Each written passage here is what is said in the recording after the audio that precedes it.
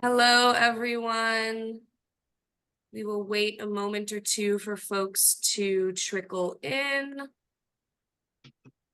In the meantime, feel free to introduce yourself, where you're calling in from, and we will jump right in momentarily. As we're waiting, I'll just note, you can enable live closed captioning transcription at the bottom of your screen if you'd like. There's a button that says CC. And we will go ahead and get started. Welcome everyone to our deep dive webinar on communicating on climate facts and policy in the US. My name is Kristen Suarez. We can get started with a bit of an introduction just on who I am and who Climate Exchange is. If this is your first time, my name is Kristen Suarez. My pronouns are she, they, and I am the State Climate Policy Network Manager here at Climate Exchange. And I'll go ahead and send a link in the chat. If this is your first time, you can learn more about what we do. And then on the next slide, so Climate Exchange is a national organization focused on passing and advancing effective and equitable climate policy at the state level. And the SCPN, our network, is one of the main national programs for supporting that state work.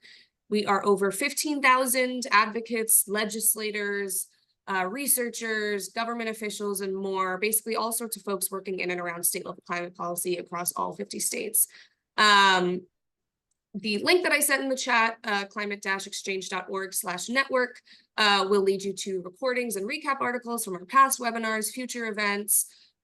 These deep dive webinars are sort of a series where we delve into a specific topic relevant to state climate policy actors and invite experts to kind of share their experience and knowledge on the topics. Through these events, as well as through our monthly policy update calls, where states will give updates on what's been happening in their climate policy arena in the past few months. We really hope to create a space for network members, for state climate policy actors to connect on climate policy, really learn from the vast knowledge and experience held within the network.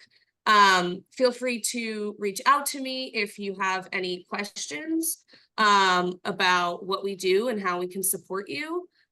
We also have a pro bono policy assistance program. You can go to the next slide to see that.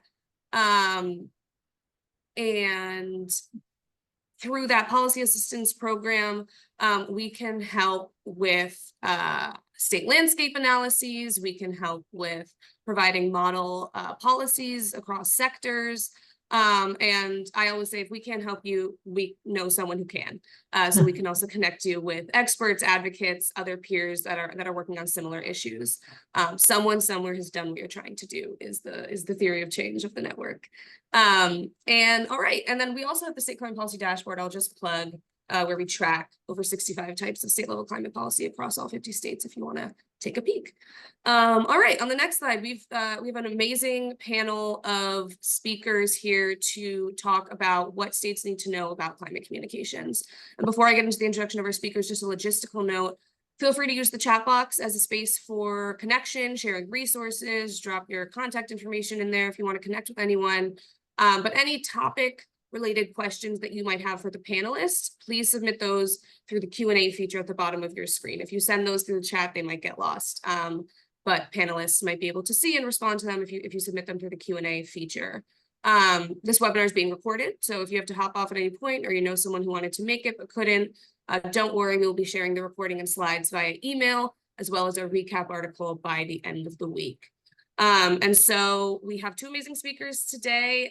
We have Joshua Lowe from the Yale Program on Climate Change Communications, and we have Karen Florini from Climate Central today to give some updates on what's the latest in the field of climate communications and how state climate policy actors can use that. So I will hand it over first to Joshua Lowe. We can stop screen sharing, and Joshua, you can get those slides up. Joshua leads the Yale Program on Climate Change Communications strategy for engaging and supporting the climate and clean energy advocacy, media, and education communities.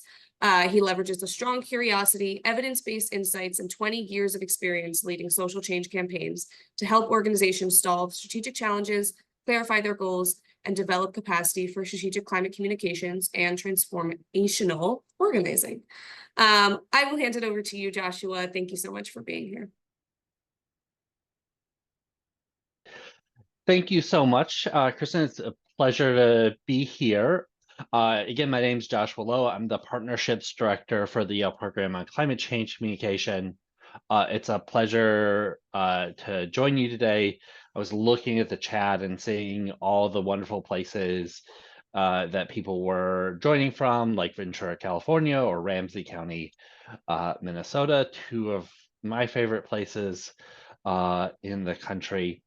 I really got my start as a community organizer, organizing around cleaning up toxic pollution in my neighborhood in Memphis.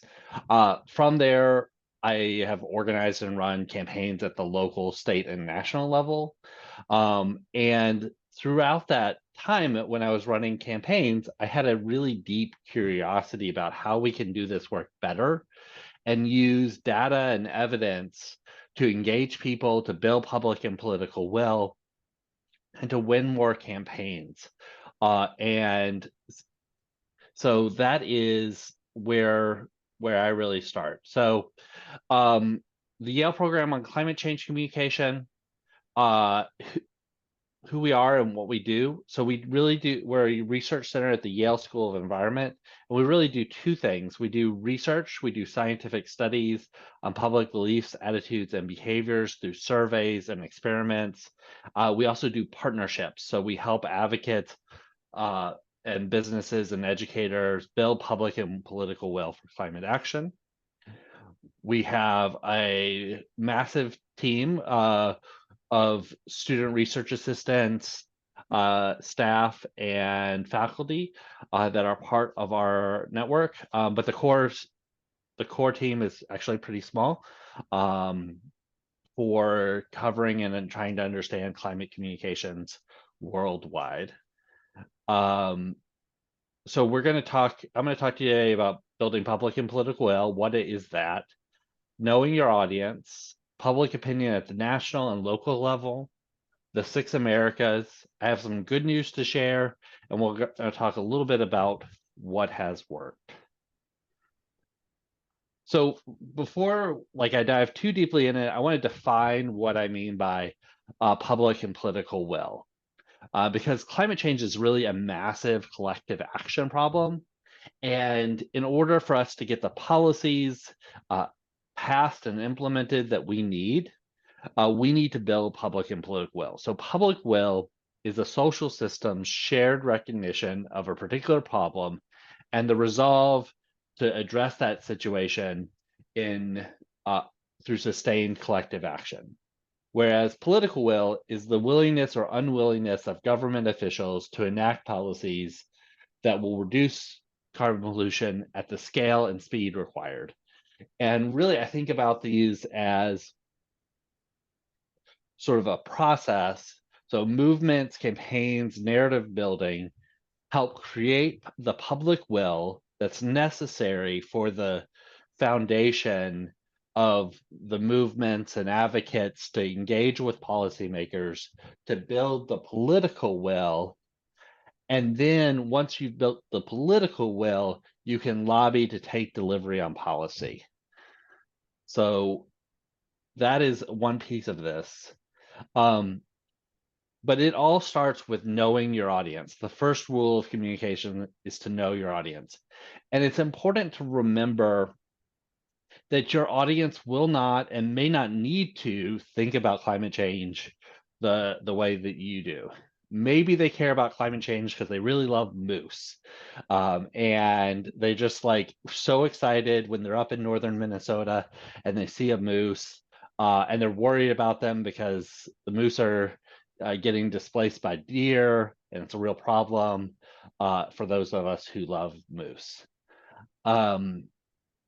And maybe they care about it because they really care about creating good jobs for people, and that's the way they get involved.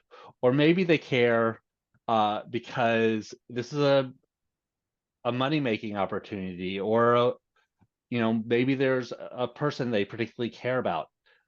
Your audience cares about these this issue for a variety of different reasons, and it's important to meet them where they're at. So how do we know where they're at?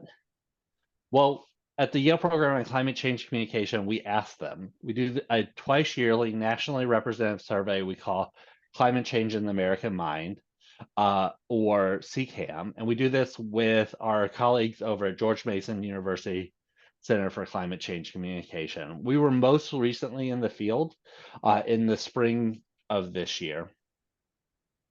And I want to share some top lines from that. First of all, the good news is that 7 out of 10 Americans think global warming is happening, and that's compared to just 13% that think it's not happening. And this goes up and down with the political winds, but generally, the people who think climate change is happening significantly outnumber the people who don't think it's happening. And a majority of Americans think global warming is mostly human caused. And this is really important because if you don't think that it's mostly human caused, you may not think that humans have the power to do something about it. And we definitely have the power to do something about it. And a majority of Americans are worried about global warming. So this is a really important emotion and how people engage with it. So the people who are worried about it are more active than people who are not worried about it. I really pay attention to this, the dark green line, and at 28%, that's almost 3 times what it was in 2011. So there's been real progress in helping people understand the issue. And 2/3 of Americans think global warming is affecting the weather in the United States at least a little bit. And so Americans are starting to connect the dots. I really give Climate Central and Climate Matters a lot of credit for that. They have this amazing program where they engage weathercasters in helping educate the public. It's amazing. And so Americans are starting to connect the dots between extreme weather and global warming. But Americans rarely or never discuss global warming with family or friends. So while I've been giving you a lot of good news, only about 34% of Americans regularly have conversations. And that's a real opportunity for all the people on this call to help people have those conversations. And switching a little bit to policy, most registered voters support many climate-friendly energy policies, although you do see that Democrats support those policies at higher percentages than Republicans, but moderate Republicans generally are more supportive than you might think. So even 100% moving to 100% clean energy, 55% of moderate Republicans support that policy. So there is an opportunity for bipartisan coalition building on these issues. And a majority of registered voters support building climate-friendly energy production and infrastructure in their local area. And this is becoming a more important issue as we start to implement the Inflation Reduction Act. There are these local controversies, and clean energy developers are starting to have real fights about this. But the good news is that we start out with majority support for clean energy development in your local area. We also ask about climate justice policies. So again, there's some really good news. Majorities of Americans support many climate justice policies, such as creating more parks in low-income communities or increasing funding to low-income communities and communities of color that are disproportionately harmed by air and water pollution. You have strong majorities of Americans that think that. And I was mentioning the Inflation Reduction Act. We've all probably been thinking about how we implement the Inflation Reduction Act in our state policy making, or how we take advantage of those tax credits so that we can get a new EV or put a new heat pump in our house. If you haven't been, you should definitely be thinking about like how you take advantage of these things, because there's a lot of money on the line or available for good stuff. But most Americans have not yet heard of the Inflation Reduction Act. So while you might get your fancy new heat pump and save a ton of money, your neighbor might not. And so it's a real opportunity to educate the Americans, because if they hear about the goals of the Inflation Reduction Act, if they hear about the Inflation Reduction Act, they support it.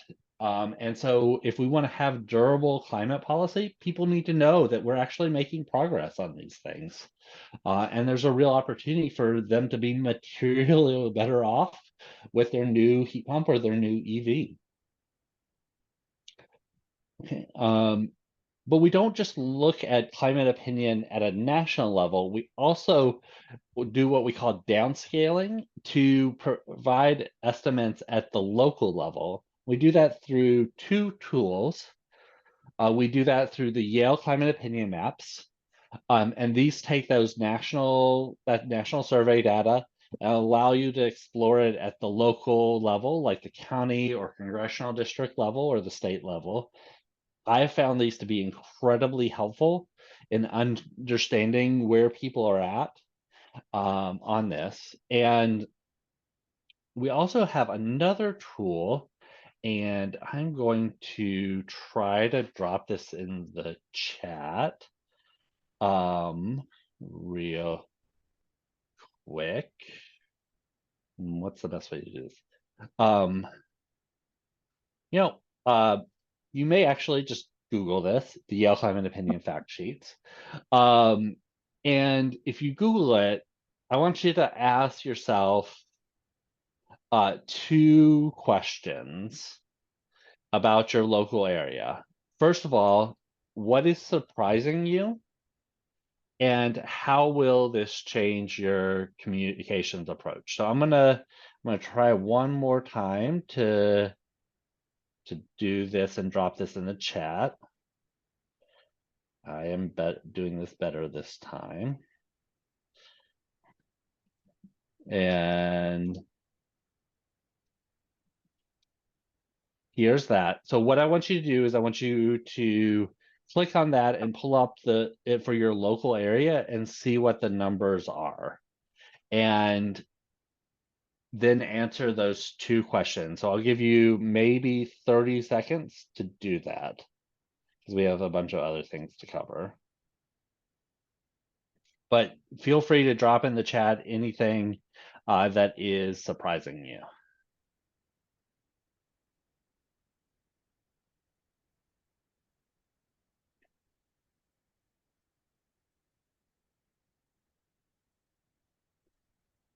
Sierra is advocating for statehood in DC, and I really appreciate that as a DC resident.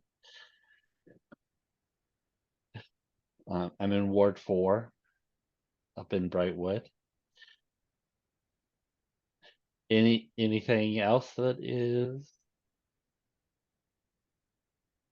Yeah, generally people are really surprised by just how much support there is for climate action in their local area. And Kristen, just a real quick, are people still seeing the screen share, or are they just seeing my face? They can see the screen share still. It's on the opinion fact sheets Okay, slide. cool. Awesome. Yeah, so people a lot of times think that Anne has a really good point, that people oftentimes see climate change as a distant problem in time and space, as a problem for future generations or for places far away. I'm going to keep moving because I am on the clock. So Americans don't think about climate change in just one way or another. They don't think about it as climate deniers or climate activists. There's really a spectrum. We call that the 6 Americas, which is the alarmed, concerned, cautious, disengaged, doubtful, and dismissive. The largest group there is actually the alarmed and concerned. That's more than half of Americans. So these are the people who think climate change is real. The difference is the alarmed think that climate change is happening now, and the concerned think that climate change is a more distant problem. Um, and the alarmed outnumber the dismissive more than 2 to 1. And that is true in almost every state and county in the country that is of any size. And there's been a lot of growth in the alarmed. People are moving from the alarmed, from the cautious to the concerned, and from the concerned to the alarmed. Young people are more likely to be alarmed and concerned than older generations. It's probably no surprise. Women are more likely to be alarmed and concerned than men. But what might be pretty surprising is that Latinos and African Americans are more likely to be concerned than their white Americans. And that really goes against the primary um, membership of many mainstream environmental groups. And there's a real opportunity to diversify the movement and who we're engaging. So some good news. Americans are clearly becoming more certain and more worried about the risk, but support for national policy is growing more slowly. And we see that in a couple different ways. So when we look at climate opinion at the state level and its change over the last decade, Americans are becoming much more certain of the scientific consensus or harming the US, but they're not as sure about regulating.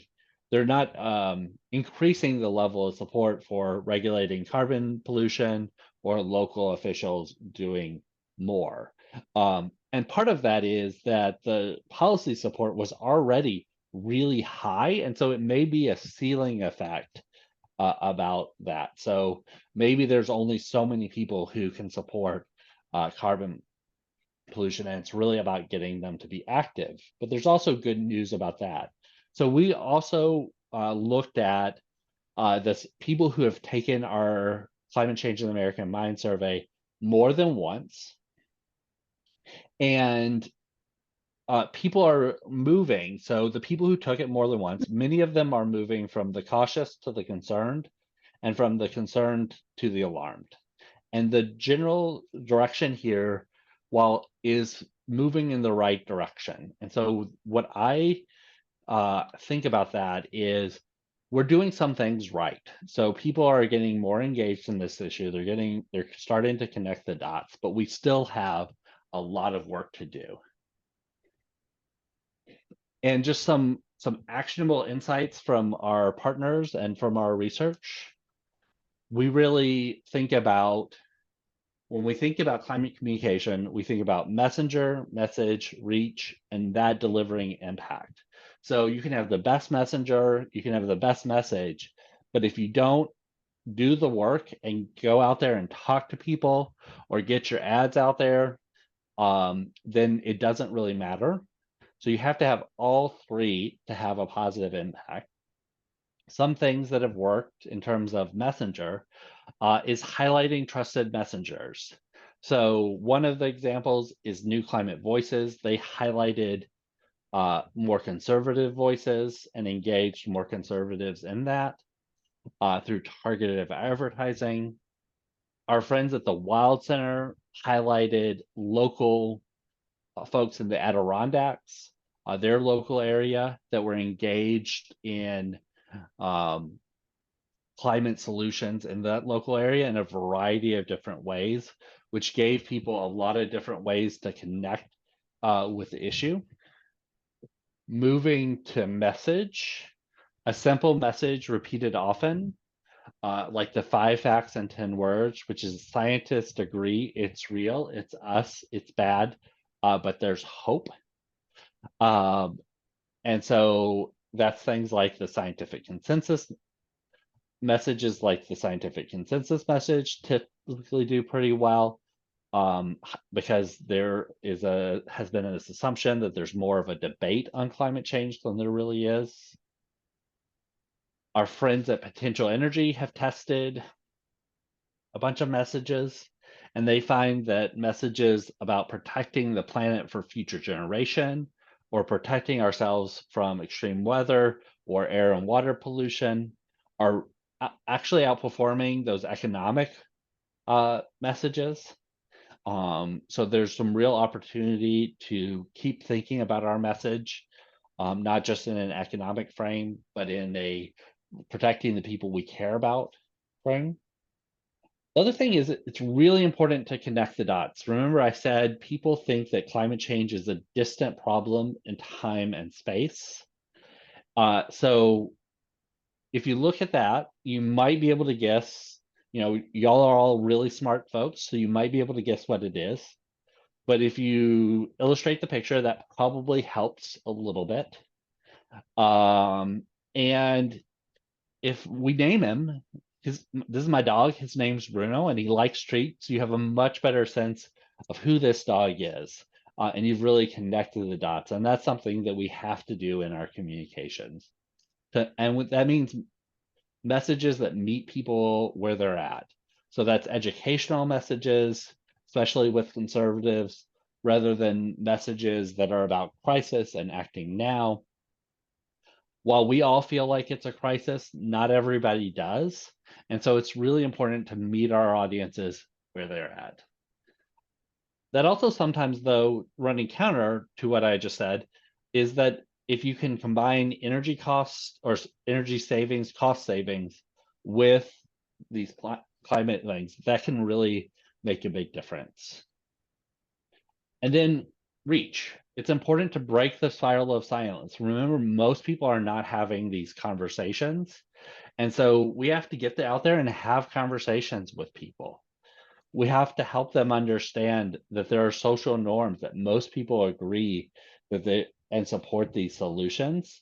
And people who perceive a greater social consensus are more pro-climate and more engaged. A group that did a great job of this was the Action for Climate Emergency, which engaged teachers by highlighting just how many people in their community supported climate solutions. And then I always encourage people to build a sense of efficacy and hope, and to tell human stories. Again, the Wild Center was a great example of that. I'm running out of time, so I'm going to just tell you some rules of communication.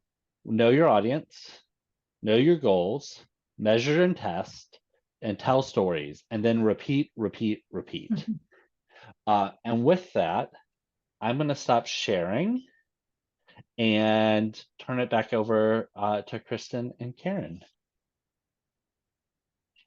Thank you so much, Joshua. That was a lot of information in a small amount of time. I really appreciate that. And yeah, I'll just echo that we will be sending the recording slides and a recap article via email, as well as posted on our website. So you'll get all of that juicy information. We will move along to our second speaker today, Karen Florini, who is Senior Advisor at Climate Central, a widely respected climate science research and communication nonprofit, where she engages with key strategic partners, including NGOs, educators, governments, and businesses. Prior to joining Climate Central in 2017, Karen served as Deputy Special Envoy for Climate Change at the State Department during the Obama administration. I will hand it over to you, Karen, to talk a bit more about visualizing climate communications. Thanks so very, very much. Hang on just a moment while I get the, I just did this. I apologize. I'm actually in England at the moment and I don't have my usual setup. So I'm figuring out exactly which buttons I need to press in which order in order to make this work. It worked a moment ago, so it will work now. Okay. Kristen, are you in fact? Yes, I'm seeing this. Looks Okay, great. great. Beautiful. Okay. All right. So I'm really glad to be here. So are you seeing the slides or the speaker notes? The slides, no speaker notes. Okay. Excellent. That's always good. So I'm really glad to be here. I really appreciate the opportunity to speak with you. And I'm going to the next one. So I'm going to describe some free tools and resources that are available to climate communicators that are working in a big variety of contexts. And I'm going to talk just a little bit about some communications concepts. I'm not going to be trying to provide a comprehensive overview of this topic. For that, I would actually refer you to an amazing resource that I've discovered here at the University of Oxford, which is a 3-volume, million-plus document called the Oxford Encyclopedia of Climate Change Communication. So I hope that the tools that I'm going to share are going to be of interest to people communicating generally on climate change, either through mass media or at smaller scale.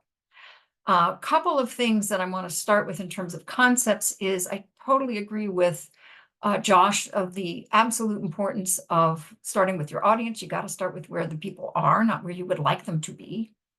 And in my view, some of the most important research on climate communication recently has been that of Potential Energy, a group that Josh also mentioned.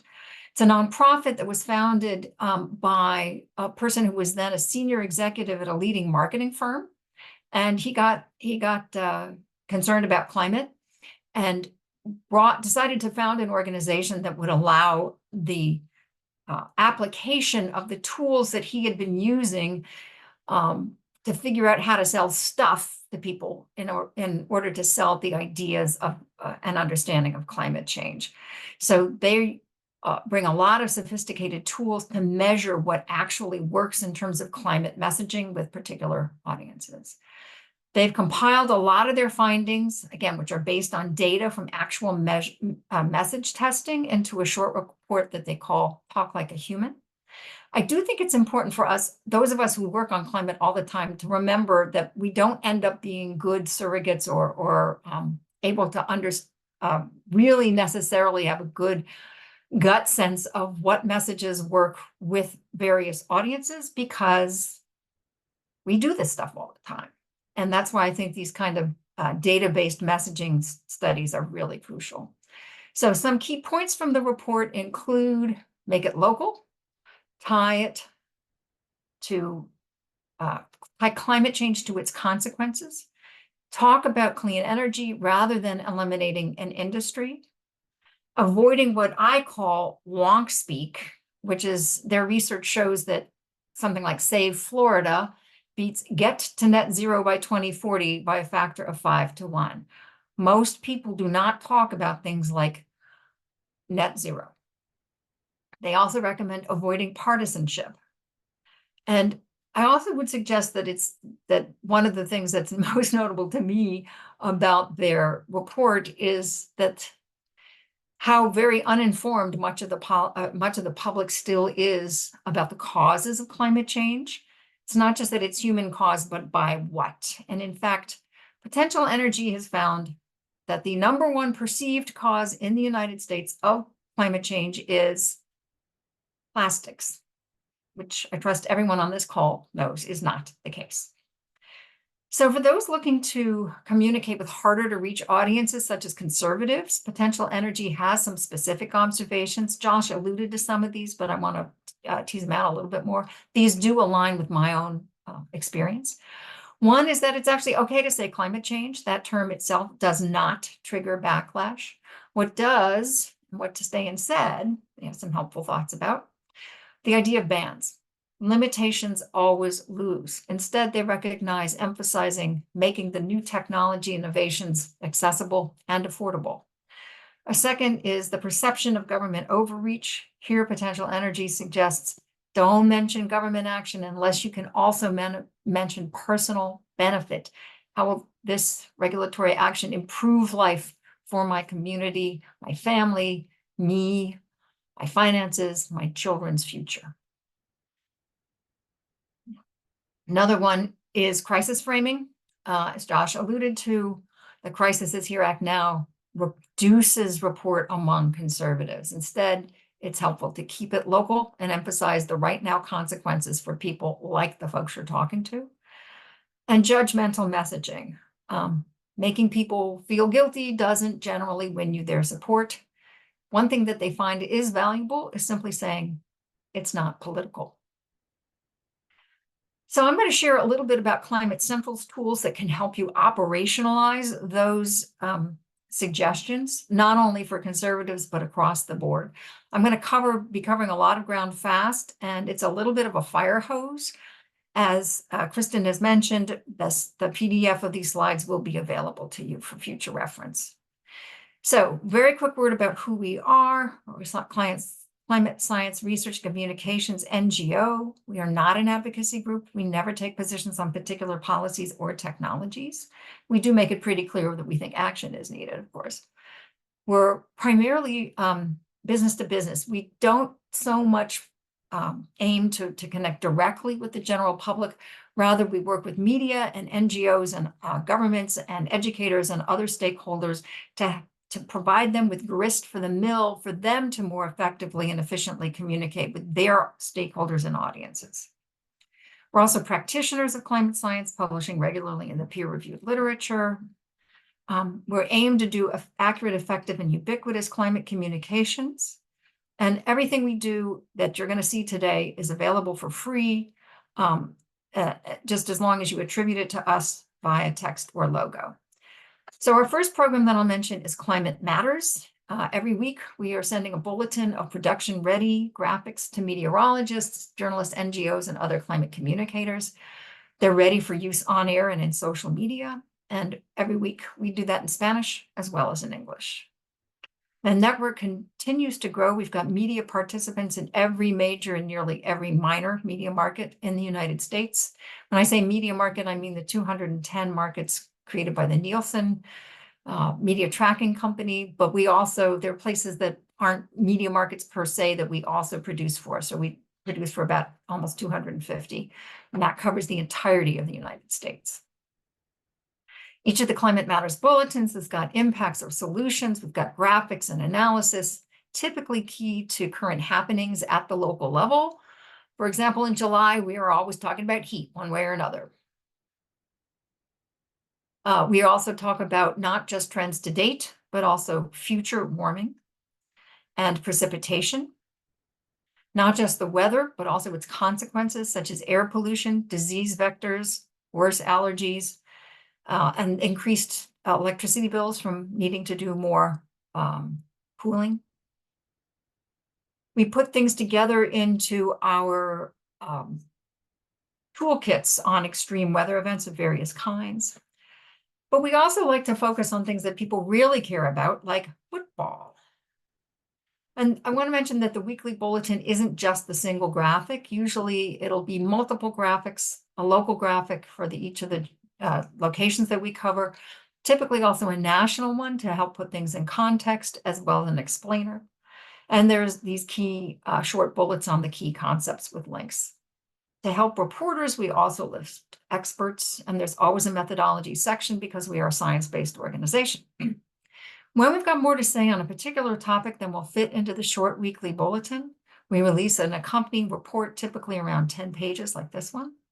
We've also got graphics that show the basics, like the relationship between temperature and carbon dioxide. But it's not just, of course, average temperatures that matter. It's the way that the whole distribution of temperatures change with a big impact on extremes. And it's, of course, the extremes that really matter. They're the ones that cause the big impacts. We also cover increasingly climate solutions, including ones with powerful co-benefits for health, for jobs, home energy bills, air quality, and more. All of these resources can be found on the resources tab of our website. It's searchable by keyword and location. If you're ever having trouble finding something that you suspect that we've covered, please reach out to me and I'm happy to help you try to find it. And I very much encourage everyone on this webinar to receive our Climate Matters bulletins and other materials. You can sign up at Climate Central List sign up. This QR code will take you there, and I'll also be putting the QR code up at the end of my remarks. The sign up link is also on the bottom of each page of our website. And speaking of solutions, our weather-powered tool compiles information on all of the installed capacity of wind and solar, including distributed solar, for US locations.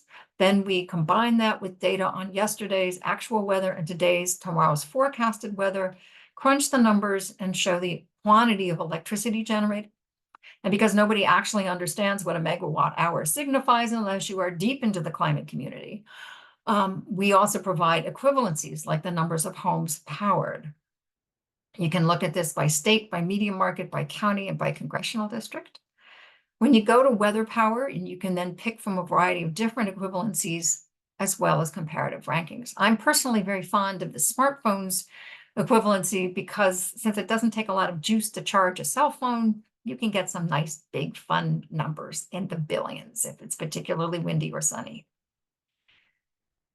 The Climate Shift Index quantifies the fingerprint of climate change on temperature everywhere, every day, all over the globe. Here's what it looks like. It's a free public online offering. We update it every day. And as indicated by the scale up here at the top, it's showing how much more likely or less likely the temperature at a particular location is at that time as a result of climate change. So it's a map that's, you can zoom in and pan around, zoom in and move around. And you can search by about 10,000 different locations that are loaded into the system. When you search by a particular location, it'll drop a pin on that location and then show a pop-up card. I'll make that bigger so you can see it better.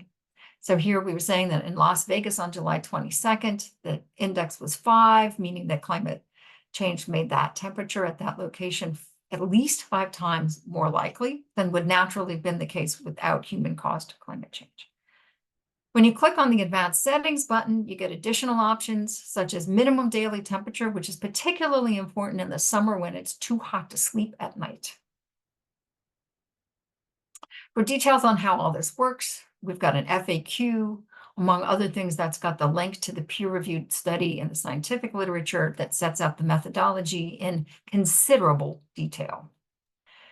The map is updated, as I mentioned, every day. And when something particularly interesting is happening, we will send out alerts, like when the heat in mid-June came out, which was made 4 times more likely by climate change.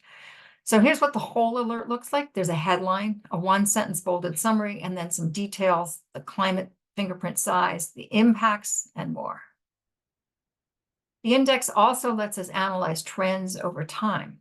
For example, last year, nearly 3/4 of the people on the planet experienced heat for a month or more that was made at least 3 times more likely as a result of human-caused climate change. This kind of analysis has gotten significant attention worldwide. The beginning this year, we're also providing retrospective analyses for each of the 4 seasons of the year, this winter and this spring. We're going to do this summer shortly. But some of the most interesting applications of the index come up when people out in the communities use it to connect climate change to particular events of note in their community. One of my favorite examples of this is when a meteorologist used the index when commenting on the cancellation of a marathon due to extreme heat in October in Minneapolis, which is kind of remarkable. And you're more than welcome and invited to use the index similarly. And here's a quick sneak preview. In the middle of next month, we're going to be launching a similar index for ocean surface temperatures, sea surface temperatures. That helps show the hot water that is hurricane food. It's going to look something like this. Still being tweaked a little bit. I also want to mention very briefly that yesterday or the day before, our friends at Pew Research came out with an analysis that indicates that more and more people are increasingly understanding the connection, the attributable connection between climate change and particularly heat. So our real-time climate analysis alert system continually tracks weather throughout the United States. Then it sends personalized alerts when something notable is happening, not just the Climate Shift Index, but a bunch of other things. It's a very simple email, and it pulls material from our Climate Matters library, from our Weather Power tool, and from the Climate Shift Index as relevant. We also have a major program on sea level rise. Our sea level team has created several tools, one of which is the Coastal Risk Screening tool. One widely used layer focuses on flood risk by year This unfortunately is not available for riverine or inland flooding, only for coastal, but it's pretty handy there. That's where you happen to be. It goes by decade from 2030 up to 2150. And it's interactive again, so you can look at different flood frequencies and trajectories of climate pollution. And again, because we are a science-based organization, it also has detailed information on how we calculate all of this. Another layer focuses on water level. So if you know that a flood is being forecast for your area of a certain height, then you're able to see what's likely to get wet from that. This is in here so that I remember to say that although I know this group is primarily US focused, the map that I've been describing is global. So is the Climate Shift Index. Another tool is Risk Finder. It compiles more than about 100 different, mostly federal databases. And this is now about to be fully overhauled in the next few months. We're hoping to launch in this fall, something that will look nicer, be more user intuitive, but will have much of the same information in it. Right now, what you can do is you can select a location and then scroll down. I think this is the most useful part. You pick a water height for that location and you can see who gets wet by demographic group. And you can also look at things like type of building and infrastructure, such as hospitals and schools. The last thing I'll mention is the flood vision. Here, what we've done is we actually own an all-electric Ford 150. And flood vision creates science-based photorealistic imagery of coastal flood risks. So the truck drives around and it's kind of like Google Maps in some ways, but this time what we're doing is creating not just GPS imagery, but also stereoscopic cameras that are very, very detailed and precise, very precise LiDAR for elevation and GPS. So together, these things capture high resolution imagery and elevation data, about 1 terabyte of data a day. Those get integrated to generate these highly precise photorealistic flood visualizations of things like schools, streets, power plants, hospitals, and so forth. Right now, we're in the very early phases of this. Last month, we launched the Flood Vision Edge of America tour. It's a 5-month journey going from Maine to Texas. Along the way, we're going to be meeting with local leaders and experts, helping get their input on where the tour should go. I mean, where the tour should be going and where we should be collecting imagery. The tour route is starting to fill up, but we're still inviting suggestions on where flood vision should go to collect that data and imagery and who we should meet with. Again, this is coastal flooding as distinct from inland at this point. Finally, our very small but mighty partnership journalism program brings a story idea and local data to local outlets, whether they're print, radio, digital, or TV. We then work with the local media outlet. They do what they do best, which is often the kind of in-depth reporting that puts a human face on it for their community. The resulting story is co-published and co-bylined. As in our other programs, we're featuring solutions in addition to impacts. And often, I want to stress that these articles have a very strong climate equity element, like this one from Fox News in Charlotte. I'm going to close with a request to share examples of how you are using or might use Climate Central materials, and particularly if you can help us identify specific real-world impacts that result from our materials. It's very easy for us to track our media uses. It's much harder to track uses, non-media, and the real-world impacts. I also very much welcome suggestions for additional topics and tools. Please just feel free to send those to me at any time. And again, you're more than welcome to sign up to receive the Climate Matters Bulletin and our other materials.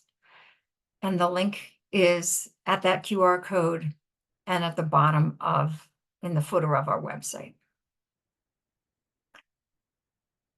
And that's actually, I just want to come back and say again, the key concept is audiences, audiences, audiences.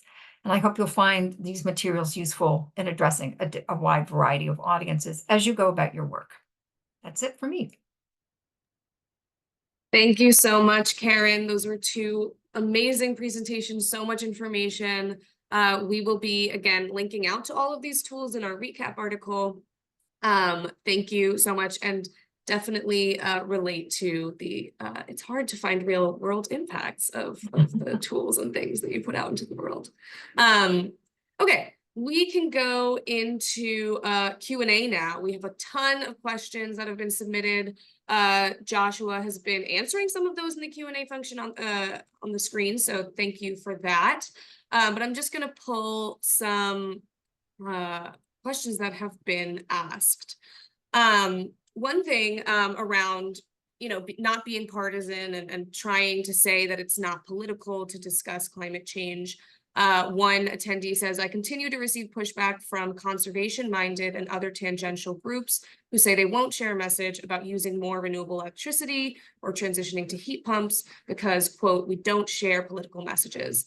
Beyond saying it's not political, do you have thoughts on how to convince these groups to share climate action messages?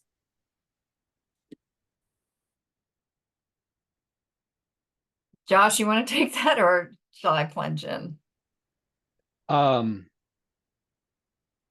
don't you, I think we might disagree on this, because I think that climate change is political, and I think it's okay that it's political. And I think that that's sort of like the nature of how we're going to win, is by engaging people in being active citizens to build public and political will, so that we can convince policymakers, business leaders, and others to do this.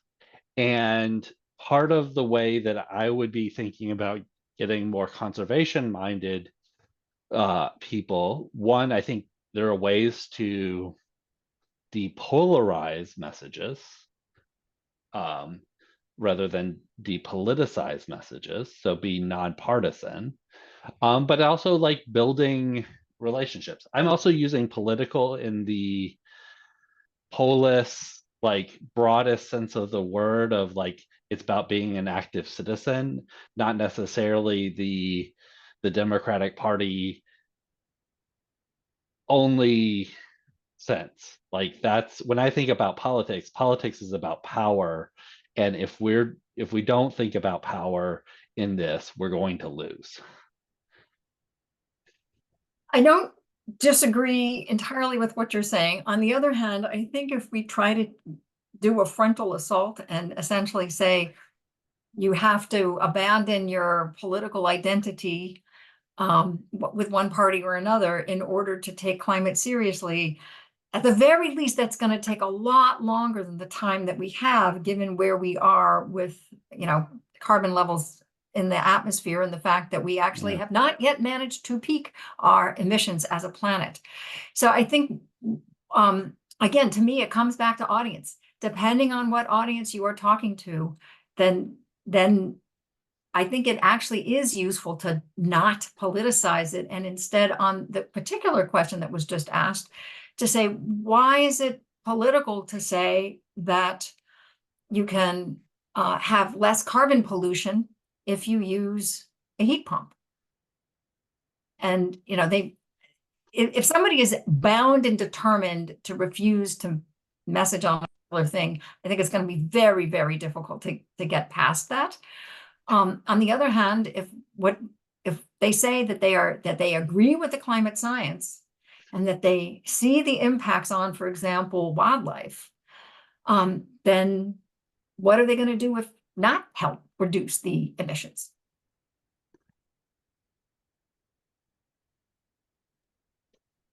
Tough question. Thank you. I wish there was an easy Yeah. answer. If there was an I easy answer, know. we'd all be doing it.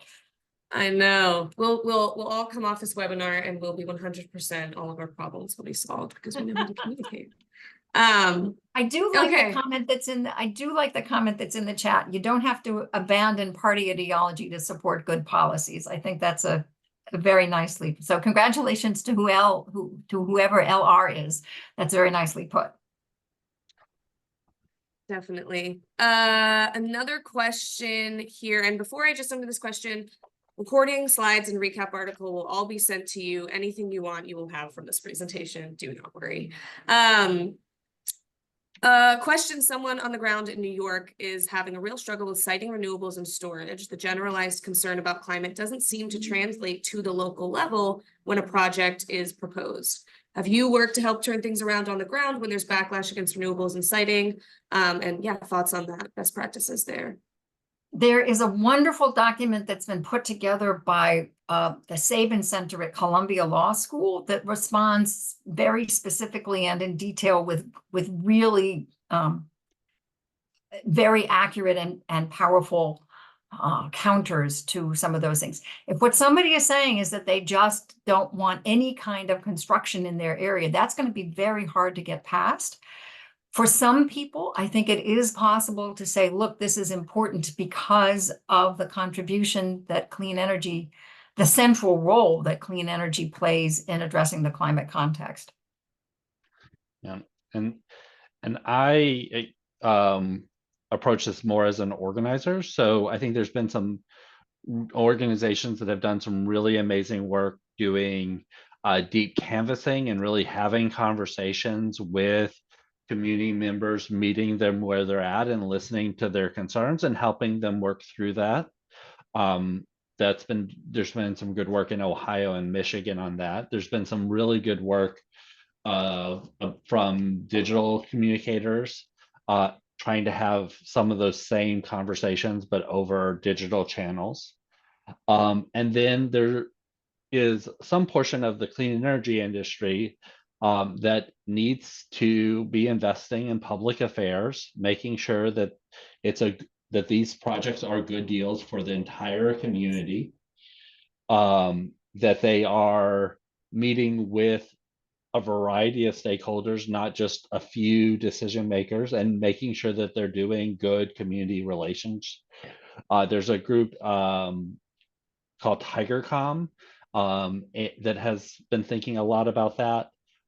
And then Rural Climate Partnerships has also been doing some really great work on that.